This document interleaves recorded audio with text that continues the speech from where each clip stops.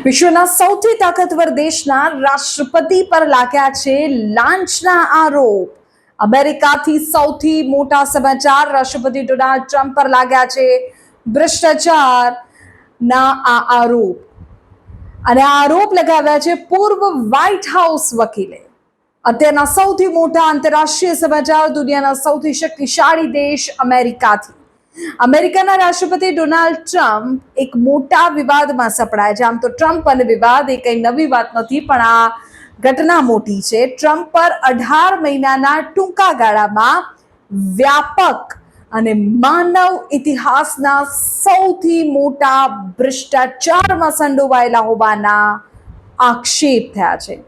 આ સૌથી ચોંકાવનારી વાત એ છે કે આ કોઈ વિપક્ષે કરેલા આક્ષેપ નથી, પણ ખુદ ટ્રમ્પના જ પૂર્વ વ્હાઇટ હાઉસ વકીલ ટાય કોબે આ આરોપ લગાવ્યા છે. માહિતી એવી છે કે ટાય કોબે CNN-ના એક ટોક શોમાં આવીને રાષ્ટ્રપતિ ટ્રમ્પ વિરુદ્ધ મોરચો ખોલ્યો. તેમણે દાવો કર્યો કે છેલ્લા 18 મહિનામાં ટ્રમ્પે જે રીતે કાનૂની કરારો, રિયલ એસ્ટેટ અને ખાસ કરીને ક્રિપ્ટોકરન્સીના માધ્યમથી અઢળક સંપત્તિ એકઠી કરી છે, તે ભ્રષ્ટાચારનું એક મોટું તોફાન છે.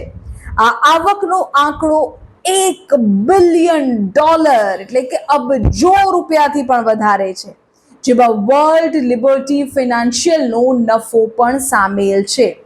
આ આરોપને જો તમને સમજાવો તો પહેલો આરોપ એવો છે, પૂર્વ વકીલ ટાય કોબે ટ્રમ્પની કમાણીને માનવ ઇતિહાસનો સૌથી મોટો ભ્રષ્ટાચાર ગણાવ્યો છે. આરોપ નંબર 2, ક્રિપ્ટોકરન્સી, રિયલ એસ્ટેટ અને કાનૂની કરારો દ્વારા અબજો રૂપિયા મેળવ્યાનો દાવો. આરોપ 3, ટ્રમ્પની સરકારી નીતિઓનો સીધો ફાયદો તેમના પરિવાર અને તેમના બિઝનેસ હિતોને.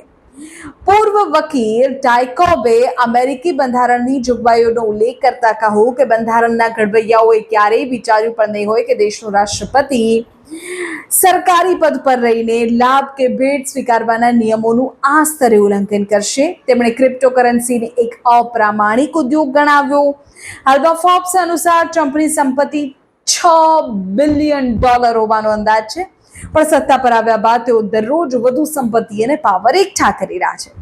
અમેરિકાના રાજકીય વિશ્લેષકો એમ પણ કહે છે કે તેમની જ ટીમના પૂર્વ વકીલ દ્વારા કરાયેલા ખુલાસા બાદ અમેરિકી રાજકારણમાં મોટો ભૂકંપ આવી શકે છે.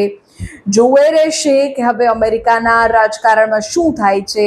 આ ખુલાસા બાદ ટ્રમ્પનું કોઈ નિવેદન સામે આવે છે, આ આરોપ બાદ ટ્રમ્પ કોઈ સ્પષ્ટતા કરે છે કે વૈશ્વિક સ્તરે તેની શું અસર જોવા મળે છે.